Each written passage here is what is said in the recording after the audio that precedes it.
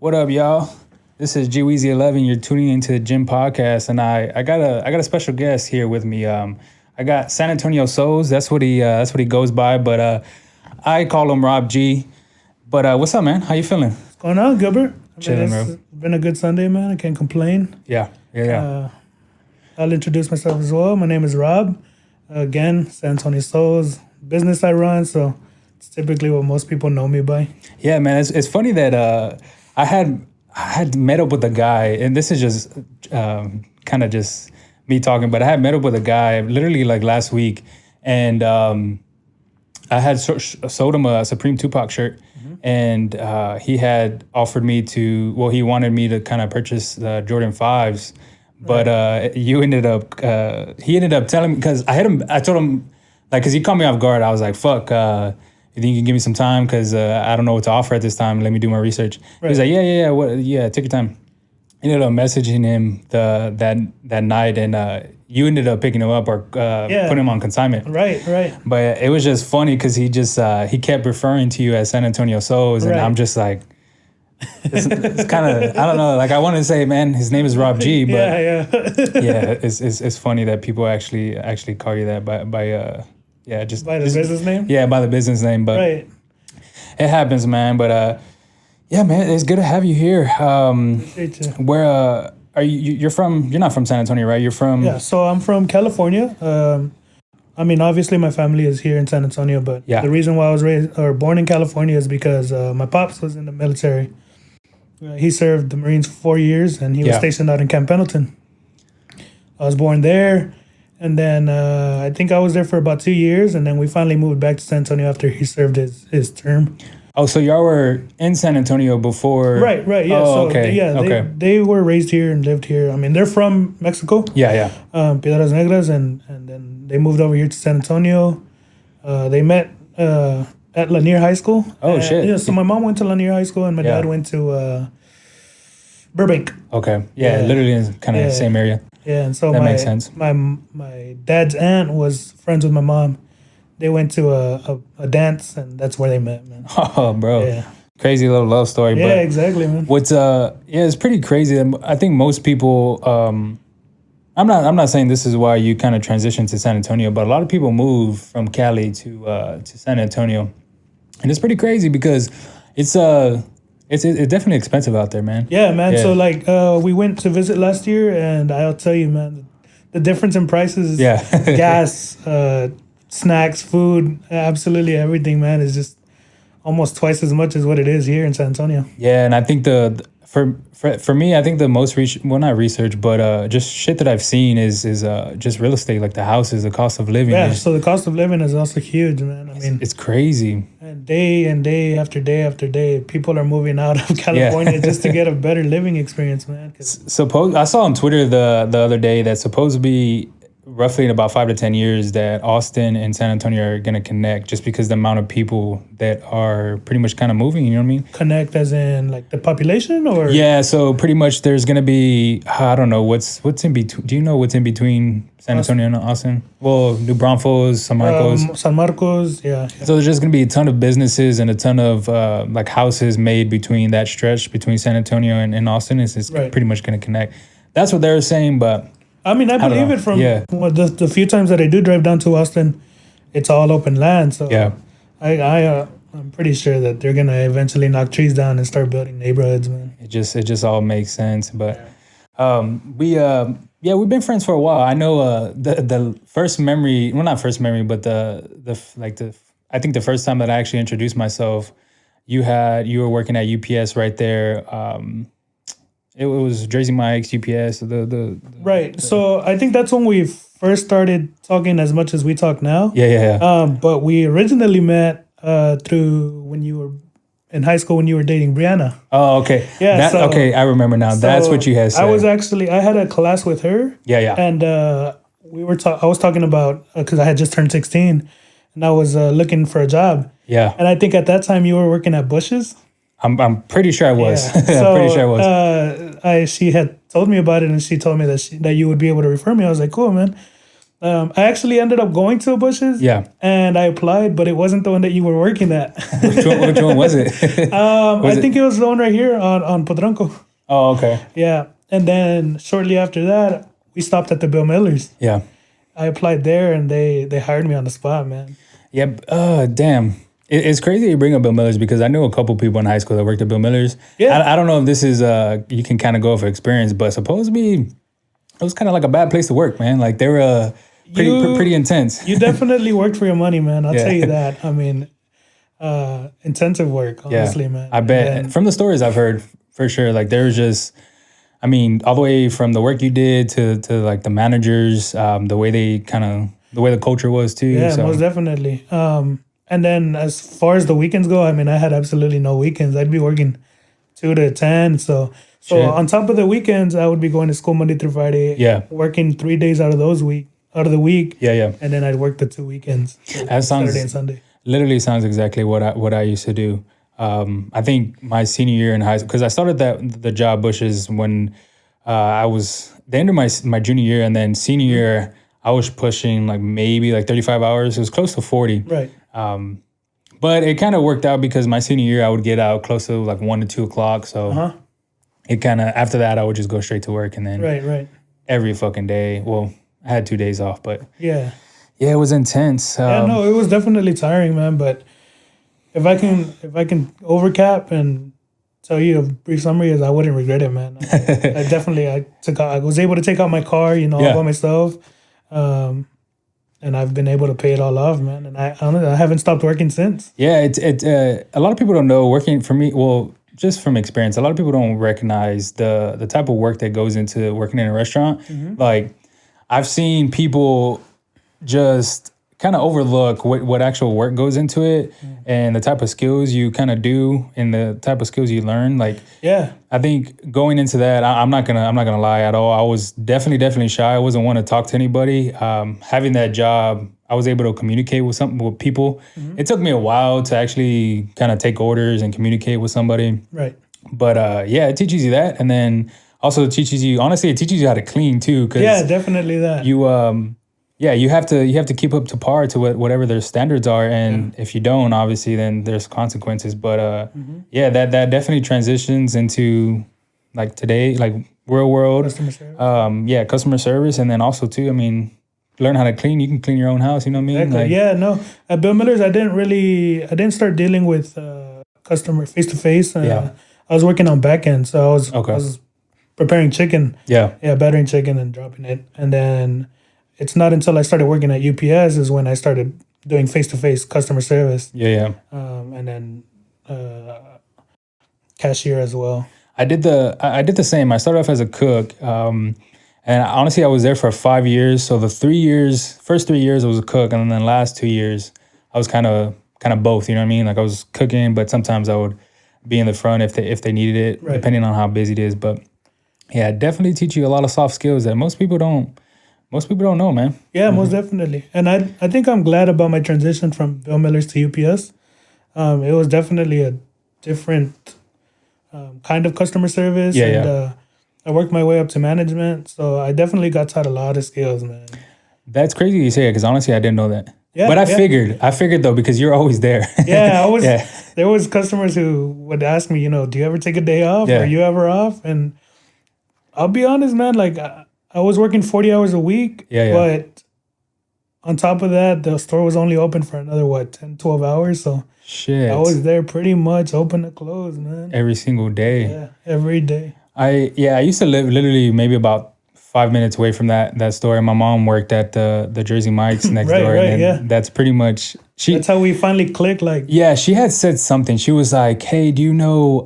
She had said your name, Robert, and I was like, "I would have to see him." And then, sure enough, I kind of remembered your face. And then, when you had told me that thing about Brianna, I was like, "Yeah, I remember me and her talking about it." But, it's crazy, small world, man. Yeah, I would never thought that you kind of be in that area. You know what I'm saying? Just because. Well, the reason I got that job was because my dad was working with AT&T.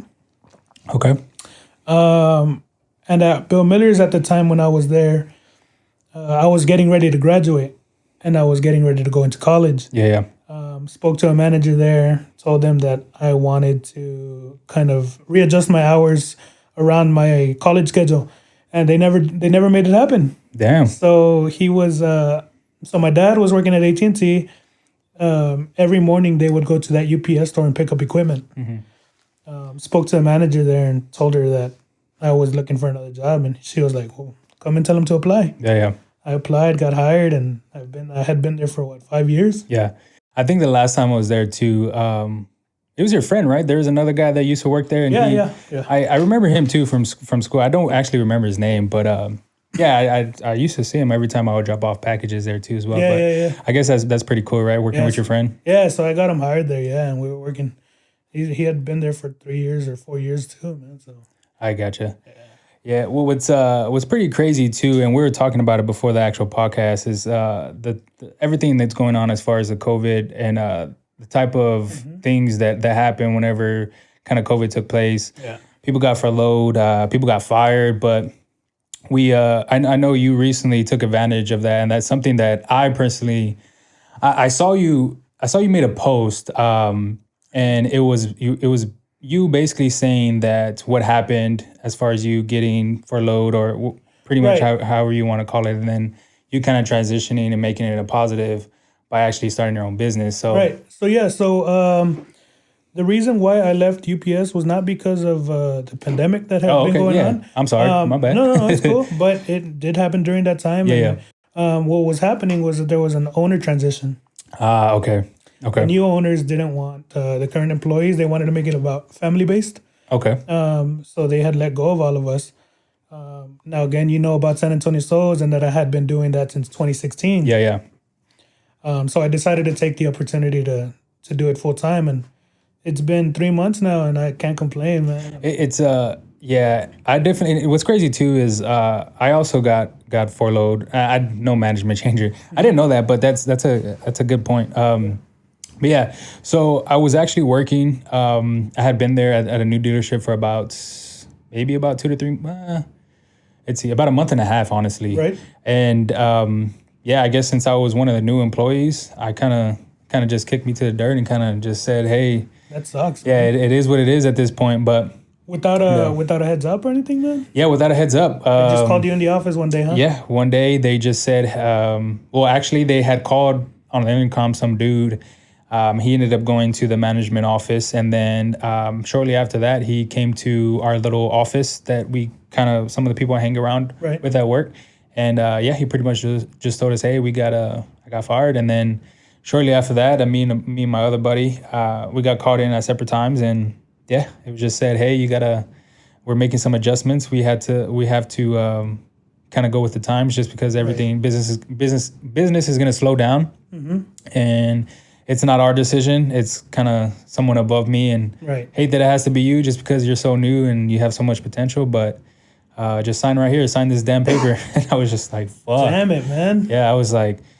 Were you liking the job? Yeah, honestly, I liked it just because that was my second dealership I worked at. And I didn't know you had previous. I used to work at a Honda dealership, and then I transitioned to a Toyota dealership, and a shit ton of more business, man. There was a lot of foot traffic. I would say, I'll give it to you in a perspective. We had roughly about 16 to 18 employees at the Honda store. Right. At the Toyota dealership, we had maybe about 45. Jesus. Yeah, so there was, and everybody ate. So maybe on average about 15 cars, which is pretty fucking good. There was people that hit 35, 40. A month? A month. Wow. Which is top tier, man.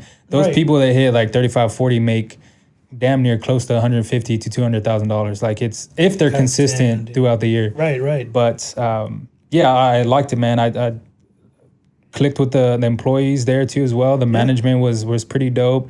There was some management, there were some managers there that we really didn't get along, but other than that, man, I made that was a month and a half. I made some pretty good money compared to the dealership before. So that's crazy, man. I didn't know that. There was such a demand in that. I would figure that it would be pretty slow. Yeah. But no, based off of what you're saying, it's picked up pretty bad. Yeah, and what's even crazier is when when everything happened, and I left the job, they that next month, which was April, the top sales guy, he's always kind of selling, like I said, 30, 40 cars. Right. I think halfway through the month he was at 22 cars. So even though that everything going on with the pandemic, people were still fucking buying cars. You know what I'm That's saying? crazy, Like, man. I don't know if it was the incentives they were giving. It was Checks probably too, man. check. Yeah, it was probably the stimulus checks. I know they were doing too, where you didn't have to make payments for up to like 6 months or something like that. I think still they're doing it to like 4 months. Or I wouldn't doubt it. I would not doubt it, just because, like I said, business. I would think business is slower than usual than like previous years. Yeah, so most definitely. it's yeah, it was pretty crazy. But the reason why I say that is just because like I said, I left they kind of furloughed me the job, and then I kind of transitioned to the same thing you're doing. I kind of started my own business. Right. Kind of went full time with doing it. But what would you say is kind of the biggest thing you learned from now? What's the biggest kind of, what do you think?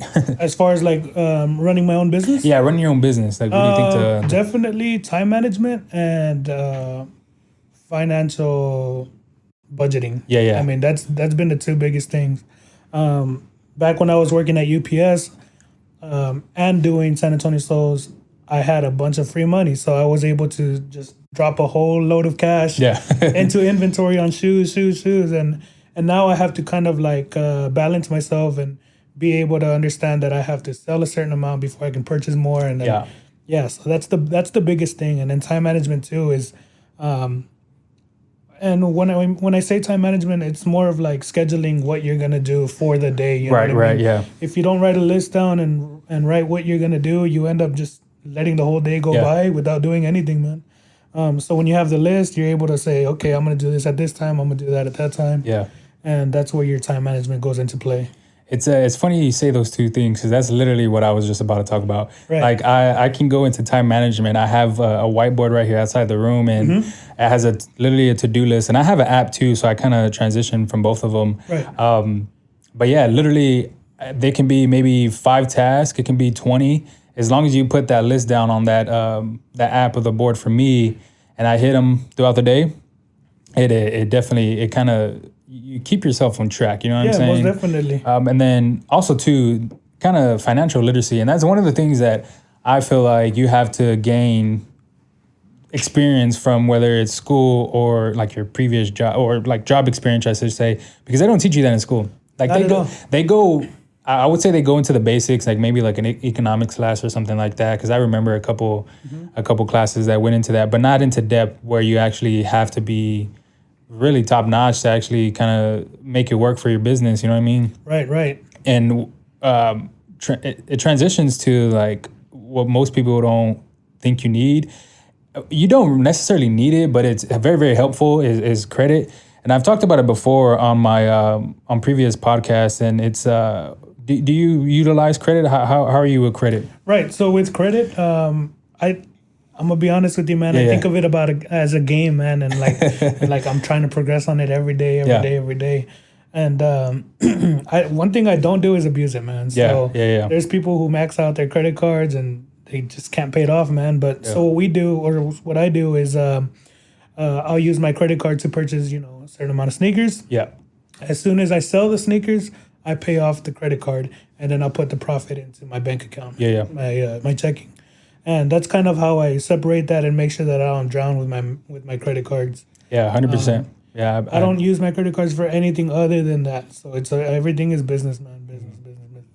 Yeah, I agree with you 100%. I'm not too sure on how you, if there's like a spreadsheet or anything like that, but I definitely use a spreadsheet. I kind of, literally to the penny, I kind of track what the profit was, what the gross amount was, any type of fees. And again, that's all financial stuff that you don't like necessarily have to. You don't learn. I mean, they don't teach you. You have to learn it for yourself. But right. So that's one thing that I made a mistake on back in 2018. Yeah. I got hit with a 1099K on PayPal. Oh, okay. Because we did over 200 sales and $20,000. Yeah. Okay.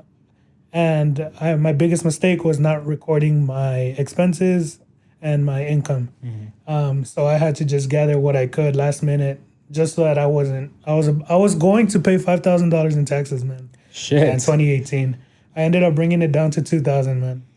So it was still a hefty amount that I paid. But it was definitely a learning experience for me.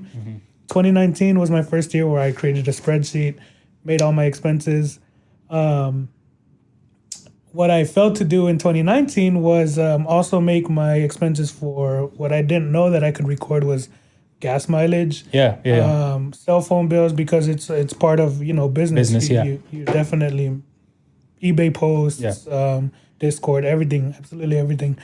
And then what else? The internet. We run bots on the internet, so that you can record that as a business expense. Proxies, servers, absolutely everything, man. And so that was 2019, and then in 2020, this year, I don't know if you've ever heard of Cop Metrics. No, but I know. Well, is it similar to like kind of keeping track of yourselves and right? Kind of so like it's actually a program ran by a couple people that are in sneaker Twitter.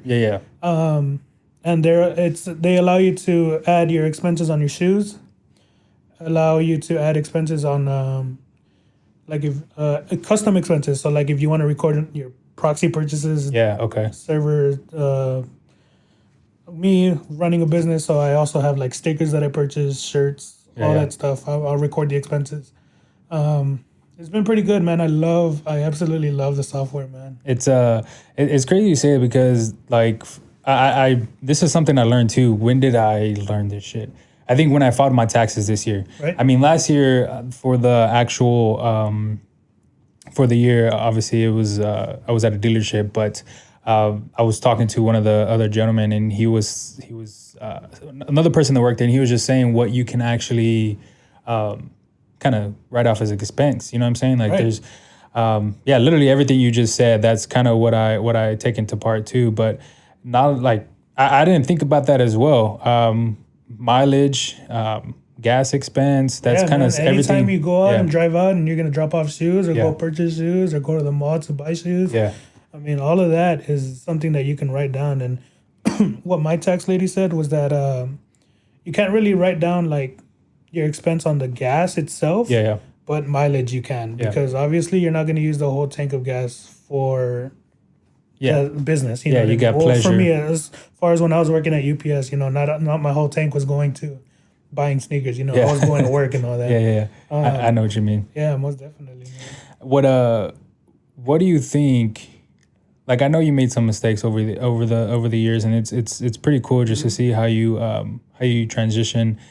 Because, like I said before, we were talking. There's a lot of trial and error that goes into this, and I feel like most people that get into sneaker reselling and kind of bots and stuff like that, they kind of just stop. You know what I'm saying? Once they don't see immediate return, right? And that's I think for me too. I started 2017. I think you started the year before. So, what do you how do you feel about that? So, I mean, again, everything is trial and error. There's people that come into the game and buy a bot and think that that's all you need, man, is a bot. But they don't understand that there's a lot of expenses that you need within the bot, which is, again, proxies and servers. Proxies, how do you, like, a proxy, an IP address, it's basically a home address for your internet. Buying multiple proxies, they allow you to act as multiple households, essentially, and then which bypasses your bot trigger to a certain website. You have to buy plenty of proxies, and then there's obviously bad quality proxies and there's good quality proxies, and some people are willing to spend $5 on proxies. Some people are willing to spend $50 on proxies, man. So that's what differentiates the good, the people that run bots efficiently and then those that don't really run it efficiently. So there's that, and then there's servers as well, as making sure that, your proxies are at the highest speeds that you can get. It's I think when I first started getting into like the resale game, I was doing everything manual, for sure, just manual. And I think I'm sure you had it too. It was just a point in time, like, fuck, like, I wanna get more. You know what I'm saying? I want to have multiple pairs, and the only way to do it is to join them. You know what I'm saying? Like that's the only way to do it.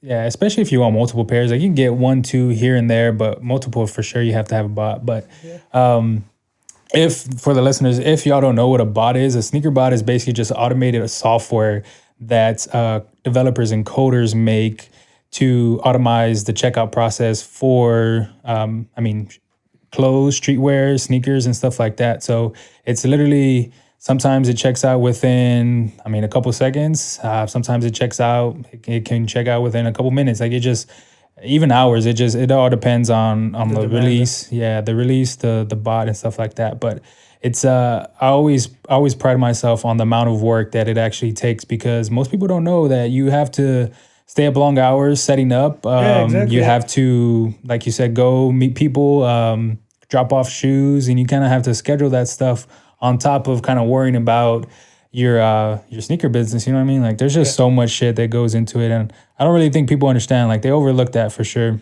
Yeah. I mean, I know a lot of people who cook here locally, going out to stores and buying their pairs of shoes, but they don't understand that the same amount of work goes into bots, man. Yeah. I mean, it's not more of physical work, but it is mental work. Yeah. And they're just like last night, Flint's released. Yeah. Okay. I had 3.5 hours of sleep that night, man. So it definitely takes, quite a bit of time and mental work to be able to run everything efficiently, man. That's funny you say it, because it literally, I woke up, let's see, I'm pretty sure I woke up like 8:15, and I set up maybe about 15 minutes. Like 45 minutes. Right. So, I'm sure I'm not too sure how many pairs you got, but definitely the more time you put into of course, like anything, the more time you put into it, the bigger return you're gonna get. And that's also something that kind of goes back to the to-do list and your scheduling and your time management.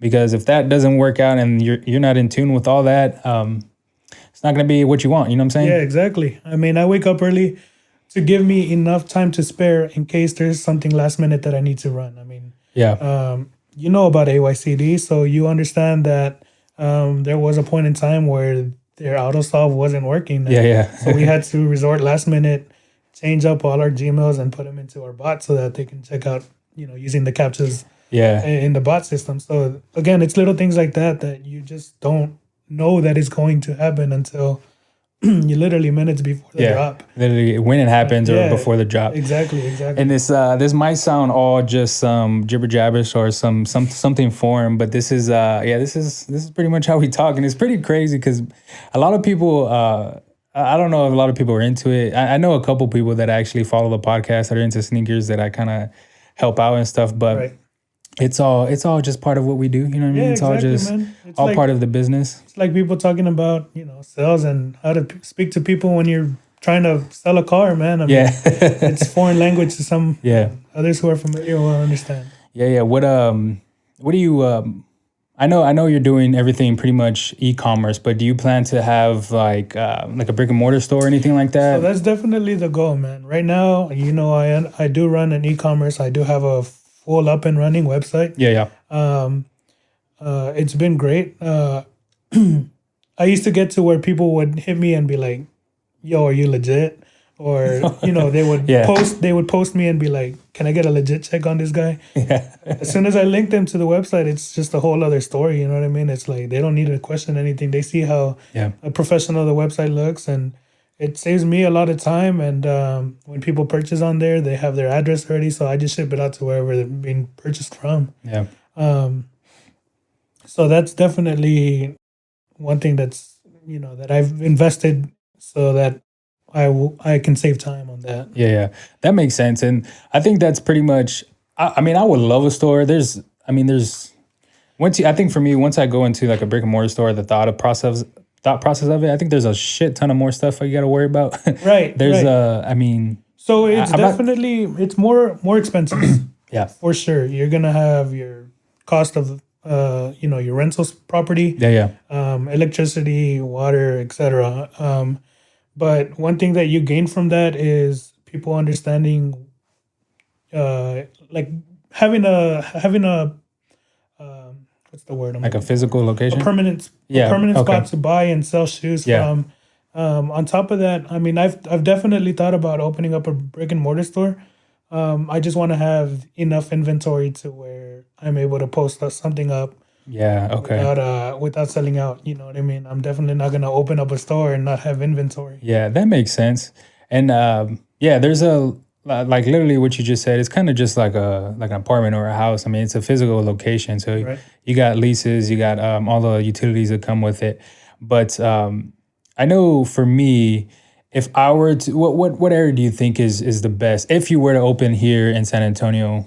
So I've actually had two people contact me and tell me that they love what I do and Yeah. how efficient that I do it, and wanted like to partner up. And it's, although it's something that I would love to do, Yeah, yeah. I've never thought about doing this within a partnership. You know what I mean? So I kind of just like play around with the idea and listen to what they have to offer. Yeah, yeah, As far as your question was spot, yeah, like the Pacific. So the reason why I brought up these people was because they've brought up downtown would be one area. Okay. I don't know if I'm fond with that.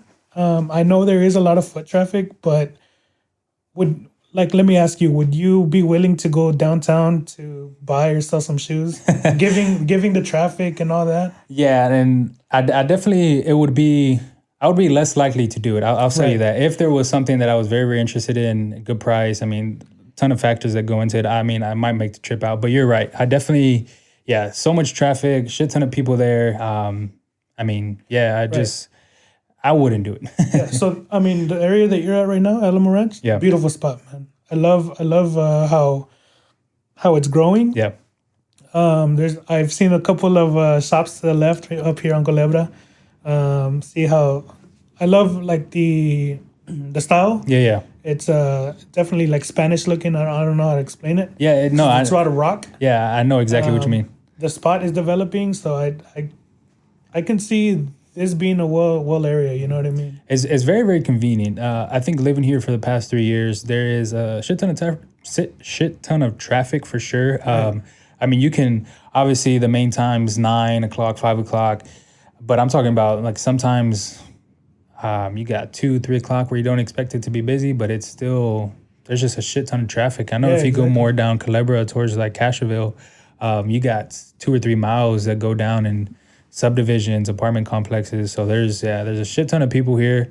It's definitely growing too as well. But I feel like this area is a good area. On top of like once you start going to Bandera and La Cantera, those are good areas too. But I feel like they might be a little bit more expensive as far as what you're trying to lease and Yeah, things definitely. like that. I But mean, and then there's spots where it's overpriced and there's Yeah, not yeah. really traffic. So it's all about land location, man. that's And true. You got to understand the demographics and everything. So it's not just about where you think or where it looks nice. Yeah. It would definitely be something where I would have to research and see the level of income Yeah. and demographics again. And I've always I learned this from a manager at Bush's, and it's basically wherever McDonald's is, Right, you have a good amount of success. So every time, like there's one on Petrenko and 151. There's literally a McDonald's like 2 or 3 minutes away from it. Like it's walking distance. There's a couple locations too as well, and he literally told me, he was like, yeah, I have like McDonald's did the research for me. You know what I'm saying? Like it's funny that he puts it like that, but they do the research and you just kind of build next to it, and you still have not as much traffic because McDonald's might be a little bit cheaper and kind of more options, but still the same amount of I think the same amount of business can go to your business too. But it's always a good thing to kind of put it around a McDonald's. no, most definitely. I mean, there's people who their job is to land what do you call it, like land research and see where is a good spot for a certain business, man. So it's crazy that there again, and that just brings you to a whole other perspective of jobs and what there is, and yeah, man. I mean, what I know for us growing up, we kind of, I'm not too sure about you, but for me there was not like going to Southwest, and you have this kind of chip on your shoulder. You know what I'm saying? Like you're not supposed to get out. You're not supposed to be doing things that other people like on different sides of San Antonio do. You know what I'm saying? Like you're not supposed to own a business. You're not supposed to have good credit. You're not supposed to network outside of kind of your community. And I think a lot of people, that's a lot of people. For me, I think that's a lot of judgment that I've seen. I don't know if you feel like that, or if like the way you growing up taught you certain ways to think, or Right. how do you, or what would you say kind of helped you out with your mindset? Well, I was raised West Side San Antonio Okay. up until my 5th grade year of elementary school. Yeah. 6th grade, we moved over here towards Southwest. Yeah. And I had middle school, bunch of friends. I mean, I talked to absolutely everybody and anybody. Going into high school is kind of where I distanced myself towards the people that I talked to. I can't really tell you I have a reason for that. Yeah. It was that's just the way it played out. I mean, I didn't really talk to anybody. And going into present, like most of the people that I talk to are people that I've met through sneakers or through the shoe groups on Facebook. Yeah. And it's kind of weird how it played out, but I'm not really mad at it. You know what I mean? Like nobody can judge me about what I've done in the past or any of that. You know what I mean? Man, that makes sense. I never thought of it that way. Yeah. So I mean, that's one thing that I definitely like about my friendships now, and I can't complain, man. Like. Yeah, I know. I think for me it's a little different just because I have a group of friends that I've been friends with for a while. Right. But I don't go outside of that. Like I don't go seeking for friendship, if that makes sense. And it's not that I don't like people or it's something I do. You know what I'm saying? Like Right. I've known these people for 10, 15 years, and I don't know. It's just it might be hard to trust somebody. You know what I'm saying? Like you don't know what type of intentions they can bring to the table or anything like that. Yeah, and I've had friendships built through sneakers, and I've had friendships and through sneakers, man. So Yeah. it's crazy how people feel kind of obligated sometimes when they do something for you, Yeah. and it's not even you requesting that you know what I mean. Like I'll give you an example. I've had people. I mean, obviously, understand that I'm in the resale business, so I buy shoes and sell shoes. Yeah. I've had friends who sell me pairs of shoes at a nice price, and I will gladly cop them, man. And then months down the road, they say, "Yo, remember when I sold you those sneakers for this price?" Yeah, I see. And they feel like they're obligated to get a like a discount or some type of compensation. Exactly. Yeah. And I'm like, that's not the way it works, man. Yeah. Like, you all got to understand that I run a business, Yeah. and I can't just be lending out hands every now and then. Yeah, I never been the type to kind of do that, especially to people that I actually don't talk to on a regular basis. Right. I feel like if you're an acquaintance, you're an acquaintance for a reason. You know what I mean? Like, Yeah. and if it comes down to business, definitely wouldn't do that. I wouldn't say I'm strict about it, but I'm kind of in tune with like if you're gonna get a helping hand or if you're gonna get a discount, anything in general, you kind of know who you're gonna help out. But it all comes down, I think, to the type of friendship it is, and it definitely shows you their true colors too as well. If they kind of down the road that happens, but yeah, exactly, and it's not one person; it's been multiple people who have done that to me. Damn, that's crazy. And I've always been a nice guy, man, and I've always been like, okay, you know what? Yeah, there's been people who have came to UPS and have asked for boxes to ship out, and I used to hook these people up, man. Like I would just throw them the bone and not even have anything, and then there's people who have felt obligated that I needed to give them free service every time. You know what I mean? Yeah, dude. Like, and I'll tell you another story. As I won't mention the guy's name, but he would stop by the store one time, right? And I would always say, "Come up with the box." And and never once did I get a thanks from that guy. And mind you not, I never knew this guy until he was just a regular customer. He was a regular customer. Yeah. He always copped sneakers, so that's how we clicked at UPS. Never talked to him outside of work though.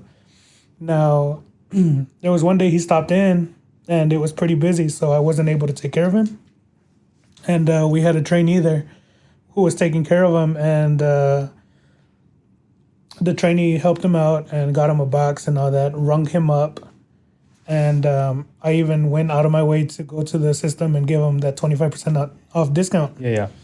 And then he pulls me to the side as he's leaving. He was like, "Yo, Rob, just make sure you take care of me next time." Bro, that's... And I swear, I just wanted to get up and be like, "Fuck you, man! Like, just get the fuck out of my face." But it's crazy. Like I said, man, people feel like they're Definitely obligated, entitled too. Yeah, exactly, entitled. And it's I've met most people. Well, I'm not too sure if you know, but I used to work at a bank, at a credit union. I'm not gonna say the name, but it's and for me, I think working there taught me a lot about entitlement, and people expect so much for you. I don't know if you ever been to a bank before, but there's kind of like a slip you have to fill out, like the transaction slip that you have to kind of, if you're depositing money, if you're withdrawing, if you're transferring, anything like that. And people just wouldn't do it, man. There was times where I would do it for the person, and on top of that, they'll expect like something else in return. I'm just like, man, I literally took the time to write this out for you. Like, you can't help me out. You know what I'm saying? Like, you can't meet me halfway. Yeah. And then there's been times where there's been like a couple of people there's been a couple employees helping out, and lines were backed up, and we would have people complain about our service was shitty, that they were going to take their money out and kind of go to a different bank.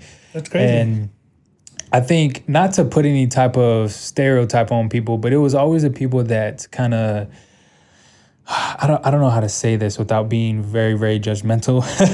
Just a lot of the people that didn't have much money. It was all the people that kind of own businesses, doctors. Like, I legit vividly remember somebody, like a doctor. Well, I didn't know he was a doctor until I pulled up his account on the computer. And this guy had like 1.5 million in his bank account, just chilling.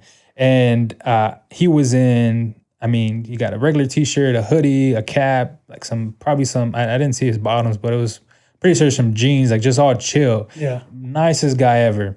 And it was always those people that kind of knew what it took to kind of run that business and didn't complain. So, like I said, it was always the people that kind of, I don't know, just weird people sometimes. yeah, man. I mean, I definitely agree with that. Sometimes you just don't, you can't really tell how a person's going to act based off of physical appearance. But yeah, some people are definitely have felt like they're entitled to something. And I'm not sure if it's the way they were raised or what, man. Like, I think that's what it comes down to, man. Honestly. The way they were raised? Yeah. Well, I think that's probably the biggest thing. Right? I think that's probably the biggest thing that I've seen, is just the type of parenting you get when you're just an adolescent, you know what I mean? And it can, and what I've also seen too as well is they're not grown into that. Like, they're not shown entitlement until they meet a group of friends. I've also seen that too as well, where they are in a group of friends that are kind of just feel entitled and feel like they need to have everything their way. Right. And then that mindset or kind of just rubs off on them and then kind of just transitions into something else. But yeah, for me, I think it's just, the way you're raised. But like I said, it's a ton of factors that go into it. But that pretty much is it, man. What do you think? So I know you said a brick and mortar store. Is there anything else that you would like beyond to expand the business, or do you think that's pretty much would be it? So I was actually brainstorming by myself. Yeah. And I would love to open up a gym next to it, man. That would be dope. A full court basketball gym, man, and run like actual seasons. Of street ball or something, man. That would be dope, man. That was literally, I wasn't expecting you to say that. It is crazy you say it, because that would just be dope, bro. Like, man, having like a league would be crazy with some kind of custom jerseys, custom logo on the court. Yeah, I could see it, man. That would be dope. Yeah, and it's nothing that I've never talked to anybody about this. But so I'm sure there'll be hundreds of people listening to this and brainstorming off my ideas. But it's definitely a plan. So I would like to have a spot or property where I'm able to expand and do that. I'm thinking of something like maybe like a seasonal membership or annual membership. And then running a league on top of that. And then, like you said, I have enough resources to be able to do a custom jersey, custom pants, custom shorts. So that's definitely a plan, man. I mean, that's pretty cool. But also too, it's gonna help out just because I've always thought of parks and recreations as kind of a gateway to help out with just kids in general. You know what I'm saying? Like have them get off the streets and kind of get just physical abilities, like if they're playing basketball, if they're playing whatever sport it might be, to kind of take their mind off of, I mean, like I said, drugs. It might be even something at home. You know what I mean? Yeah, exactly. So, I mean, it definitely gives them the time to step away from any negativity or any bad influences and go out and do something positive, man. Yeah. I've had other people offer me, yo, let's open up a barbershop. Okay. There is a few shops that do that at the moment. Yeah. However, how often do you hear about them? You know what I mean? Not that often. So I don't really see them marketing as well as they should, which would kind of be what differentiates me opposed to the other people. You know what I mean? But I definitely would want to stick to the idea about a brick and mortar with a full-sized indoor basketball court. That would be fucking dope, man. I don't think anybody wouldn't like that idea. I think it's just all around a good idea. Just for the city too in general. Exactly. Especially how I know you network with a lot of people, so I know you'll have a lot of support behind you. My support. Hopefully it comes true. But Appreciate that. What just to go back to, is there anything that you would like your mindset? What I know because that plays a lot into business, and how would you say your mindset would has changed over the years, and what like who taught you anything or anybody like that? Did you have a mentor or anybody? No, so everything was actually a self-taught, man. I can't tell you that anybody brought me into the game or any of that. Let me think. So I guess I'll speak about how I entered the game. Okay. So I started this in 2016. In 2016, I was looking for a way to make a buck. You've heard of the app OfferUp? Yeah. All right, so I was browsing through OfferUp and I came across two pairs of Foamposites. It was the metallic ones. Back when Foamposites were a thing. Yeah, metallic popping. ones and Gone Fishing Foamposites. Okay, yeah, I don't know what I know what you're talking about. I bought them both for $300, and I went around and posted them on eBay. Yeah. And I sold the Gone Fishing Foamposites for $320. Damn, so you okay. So I made $20 off one pair of shoes, and then the other shoe was gonna be pure profit. And that's when I thought, oh shit, man, like there's definitely money to be made here in this market. And so I started doing more research, and I found out that there was bots, and I got my first bot, and that's where I started, man.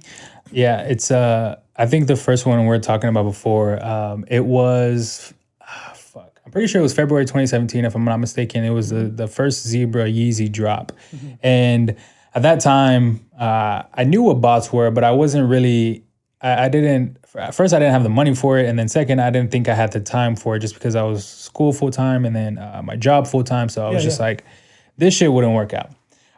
Ended up copying manual off the Yeezy website. And that sell took me to a different level just to see. I paid for the shoe was $240. Ended up selling after tax. Ended up selling for, I'm pretty sure it was about $14.50. Mm-hmm. There was like a fee that was 3% and kind of the rest. But just to see the hype and demand with versus the low supply at that time, because I know that specific shoe has released many times, it is going to probably release in the future, but just to see the amount of money you can make from one shoe kind of it just clicked in my head like, hey, this can be your side hustle, you know what I'm saying? Like if you put a little bit of time and effort into it, you can make a good amount of money depending on what shoe you actually caught. But yeah, exactly. And again, so like back to your original question, nobody has taught me this, and it got to a point where I was telling my parents and my girl that I was gonna go out and buy $300-$400 shoes, and they were tripping, man. Like, yo, what the hell? Like, what are you doing? And I'm like, guys, I know what I'm doing. I'd go buy a $300 or $400 shoe and go flip it for $600. So I'd be making $200 profit off that, and as I started doing that multiple times, they were kind of like, okay, I see what you're doing now. Yeah. And then from there, I tell them, I'm about to buy $2,000 worth of shoes, and they were just like, okay, cool. And they see now how everything's grown, and I mean, it's been a blessing, honestly, man, for me to not feel hurt. Yeah.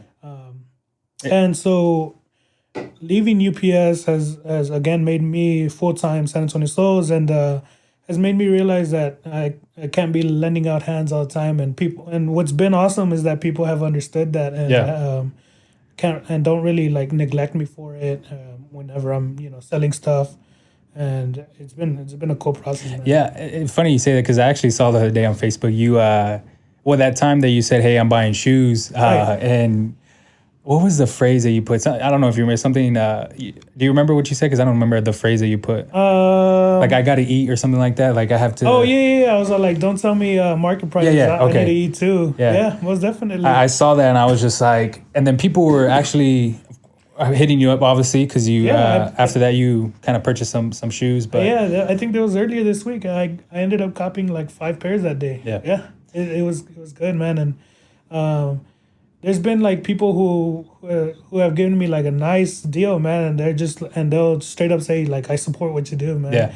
I'll keep grinding, and I'm just like, man, I appreciate you. That is crazy. That's what I'm saying. You got a shit ton of support. I see it, bro. Like, through the Facebook groups. It's just all around good to see, and it's people that I think are just good people in San Antonio. Yeah. But I mean, just as much people that support me, I have just as many people who frown upon me, man, for what I do, and I don't blame them. But I mean, everybody, there's a market for everything, man. Absolutely everything. It doesn't matter what. Doesn't matter who's selling it, man. Somebody's gonna be trying to make a buck off something, man. Yeah. And that's what people don't understand is. I feel like it might as well be something legit, something you can actually make a business off of. Just because I've always seen it as, I would rather be doing this than something illegal. You know what I mean? Exactly. And people think that, I wouldn't say it is illegal, but it's just, what's the word? Maybe like, I don't know, unmoral. I don't even know if that's a word, but it just, you don't have no ethics to it. But in my eyes, it's what you, like, it's your business. You know what I'm saying? Like, that's how you actually put food on the table. Yeah. Not a lot of people think that way, because either they have a 9-to-5 job or they have a different business that doesn't involve reselling. So so again, some people say the exact term price gouging. Yeah. Okay. So some people say that, you're price gouging on shoes. Well, shoes isn't a necessity, man. It's a form of luxury. Yeah. And if I'm going to spike up a pair for a certain amount, it's not because I'm price gouging. It's just that's what it's going for, man. And it's like, it's not something that you need. You don't need to buy shoes, but you want them, right? Yeah. Pay the price. And that's that's definitely how people should see it, because that's how I see it. And it's literally the exact same thing. Like, all these shoes that are behind you, it's I'm not too sure if I've told my friends, but all these shoes that I purchased was purely off profit. I've never paid resale, and I've never actually paid my specific money, like either from my 9-to-5 job or from like the things that I do now, like literally just profit. And it was just something that I actually just was like, hey, like, since I'm making money off of it, might as well just put this money towards my pleasure if I have money set aside. Now, obviously, there's money that's putting back into the business that does go to like different bank accounts that I have set up. But definitely never been. Have you ever paid resale for a pair of shoes? Like personal, I should say. Personal, I'll be honest with you, man. I don't really buy personal shoes. Okay. I can't even tell you I have about half these, you know. And I try to stay away from my size for that reason, you know. I don't want to be getting high off my own supply, man. Yeah. I'll tell you that I recently hit on the Off-White 5s when they came out. Okay. Size 13. I remember that. Size 13. I remember that. And I wanted to wear them so bad, man, because they were, again, like a highly sought out shoe, and I paid retail for it. Yeah. I ended up trading them for 2 pairs of Yeezys and $50 on top of it. So I'm glad that I was able to get rid of the pair and not wear it. But man, like especially now with doing this full time, I try to stay away from getting high from my own supply, man. Like, it's pretty crazy you say that, because when I first started buying sneakers, that's what I would do. I would definitely purchase shoes your size. thinking I was gonna, my size that I was gonna resell them. Ended up keeping them, but like I said, it was all based off profit. Right. So I was never in the position where I had to sell this to kind of put food on the table. You know what I'm saying? Like there's always money somewhere for me, and that's something just hard work. And you know what I'm saying? Hard work and dedication until I actually made it fully a business. But yeah, man, this is something that not a lot of people get. Yeah, most definitely. And then given the circumstance that it's a full-time job, I mean, I have to sell these shoes, you know what I mean? Like, I'm getting married this year too. So, oh, damn. Congrats, bro. Yeah, appreciate that. So it's definitely been a motivation to do my best, man. Yeah. And thank God that I've been able to definitely put money aside for the wedding, as along with putting money aside to invest into more sneakers. Yeah. And it's been a beautiful thing to see everything like come together, man. I mean, when one door closes, another one opens, and I'm a firm believer in that now, man. Yeah, I am too. Just because, just to go back to the time you actually did full time, same deal for me. I was in a state of mind for maybe about 2 to 3 days where I wouldn't say I was depressed, but definitely a lot of negative thoughts. I didn't know what I was gonna do. I didn't know where I would get the money from. I mean, this type of business that we're in now, I didn't think I could do it full time. I didn't have that courage or that, I guess, not motivation, because there's always, I'm a motivated guy. That's just me in general. Right. But I didn't think I would be able to live off it. But it definitely, we're two prospects of it. We definitely can make it work. And it's definitely good to see another person kind of do it too. But what do you think is going to be the biggest thing that, what do you foresee in the future that might be a struggle? Do you see anything that you might have struggles with, or you think everything is kind of smooth right now and it will just be good until you actually get maybe a brick and mortar store, like you said before? So I think it's just about brainstorming and growing, man. Yeah. I mean, obviously a brand is built off marketing. The reason why I'm able to have people that contact me when I say, yo, I'm buying shoes, is because of my marketing. I mean, I'll be honest with you, man. If it wasn't for marketing and socializing too, man, that's a big thing. There's people who just post, yo, I'm buying shoes. Yeah. Absolutely no one hits them up. Why? Because they're never around, man. They don't create relationships with the people in the sneaker community. Sneaker community. So that's one thing that differentiates that. And the fact that I'm able to put my logo on a shirt and people support it and want to cop a shirt, that's what freaking blows my mind, man. And again, that all leads into the thing about marketing again and having those people that support you. So I think it's just brainstorming and making sure that you're constantly doing something to progress. One thing that I recently changed, and I kind of faded away from doing it, but I need to get back on it, is posting on Instagram every day, man. Yeah. Posting content every day is absolutely one thing key to growth.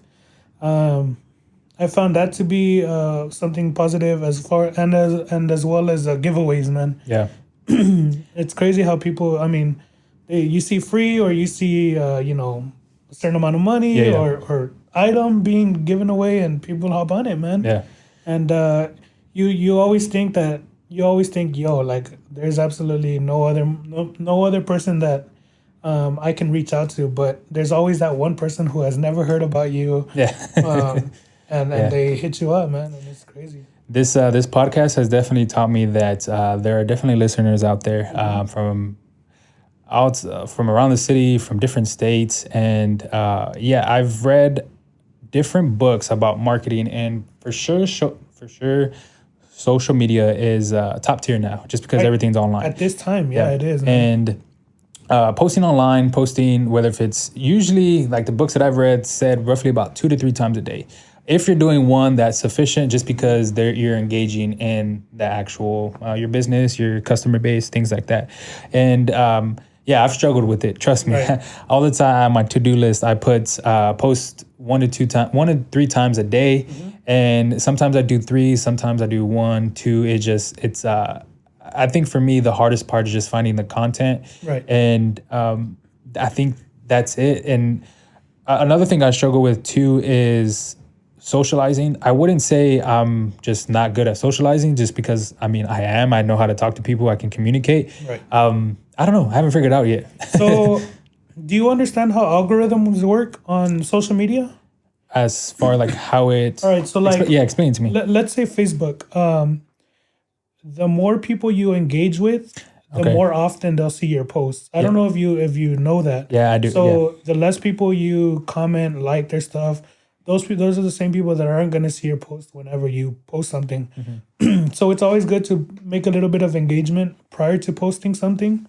So go ahead and like just hop on whatever social media you're going to be posting on, comment on a couple people's posts, Yeah. like their stuff, and then post what you're going to do. And then so I challenge you to try that one day. One day, just post something without engagement. Yeah. Yeah, and the next day or next week, go and comment, go like people's statuses, and then post something and tell me what differences you get as far as feedback on whatever you post. I've actually seen it. I've seen it multiple times, and what I actually started doing for this podcast, and if people have seen it, but I've actually started running Facebook ads. Obviously, Facebook is owned by Instagram is owned by Facebook, so it's a lot more intuitive if you run ads through Facebook. But that was just self-taught, something off of YouTube. I didn't put a lot of money into it just because I wanted to see how it actually worked. But I did run an Instagram ad off of Facebook, and I shit you not, within a week, I just wanted to get awareness out of this podcast. Right. That's the main reason why I did it. And on top of that, Facebook ads is a good tool. It's a good skill. So I figured it would help me out in just business as well. And that all leads back to marketing. Man. Yeah. I mean, that's what you're doing. That's the prime thing that you're doing. Yeah. Marketing. I've seen a jump as far as like the comments that were on my personal Instagram, the likes, and like I said, I wasn't doing it for likes. It was just awareness that, hey, I do have a podcast. This might be something that you're interested in. So one thing that I would definitely advise is don't be afraid to post on absolutely everything. Yeah. And if you don't have a platform for a specific social media, create one. Yeah. You got to understand that your business, such as your podcast, is a different entity. So create a page separate from your personal for the Gen podcast. Create a Facebook for it. Create an Instagram and Twitter, and constantly post something, man. And it's definitely gonna grow. Yeah. Quick, man. One thing that I also like to post on is Reddit. I don't know if you've ever heard of Reddit. I have Reddit. I mostly just look on there for just like stupid shit. Posts. Yeah, just post like funny stuff. Again, it's like it's a community, and they have different subreddits, and I'm sure there's something for podcasts too, man. I mean, look into it and post. Yeah, that's. I'm actually gonna look at it. I've always been intrigued when someone tells me something that I don't know, just because like I want to know it. You know what I'm saying? But that's just the person I am. But man, this was a crazy episode, man. I appreciate you coming down here and giving me the opportunity to pick your brain a little bit. Oh, no, man, I appreciate you, honestly. Like from day one when you started this, I told you I listened to it and I was definitely supportive, and I definitely feel like you can take this to a whole other level, man. I mean it when I say that. I appreciate you, man. I've always said I'm doing this for the people. I've always been. Something that I've learned is information is not very given, and you can ask for it, but you might not get it. You might, and my biggest thing is giving the information out to people that might not make I do it so people won't make the same mistakes I did. Right. And then just to give shit that I'm going through, shit that people go through, and it teaches me stuff too as well. Just because I never thought about Reddit, but what you wanna? I know everybody knows you, but if you want to give your Instagram and Twitter name, you can plug them real quick. Again, thank you for having me here. Again, I run a sneaker business. We sell street clothing as well. Yes, sir. San Antonio Soles. Soles is SOLES. That's on Instagram, Twitter. We also have a Facebook page. You can find us on there. And then if you want to shop around, sanantoniosoles.com. I appreciate you again. Yeah, no doubt, man. Go find some gear, support his small business because his website is pretty fucking cool. But this is GWeezy11. This is your host, and go ahead and if I make an Instagram post, go ahead and like that shit. Go ahead and comment. Give me 5-star reviews because I really, really appreciate it. And we'll see you next episode. Peace. Peace.